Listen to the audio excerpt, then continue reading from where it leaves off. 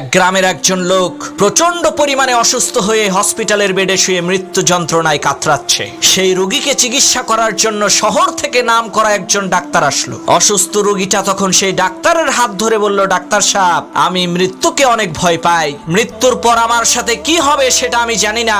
অন্ধকার কবরে একা একা আমি কিভাবে থাকবো?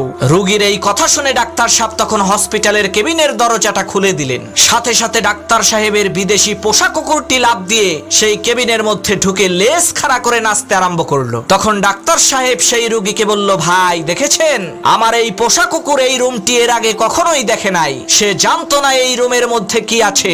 সে শুধুমাত্র এতটুকু জানতো যে এই রুমের মধ্যে তার মালিক আছে। তাই আমি দরজা খোলার সাথে সাথেই সে নির্ভয়ে রুমের ভেতরে চলে আসলো। মৃত্যুর পরে কি হবে সেটা আমিও জানি না, কিন্তু আমি এতটুকু জানি সেখানে আমার মালিক আছে, সেখানে আমার রব আল্লাহ আছে।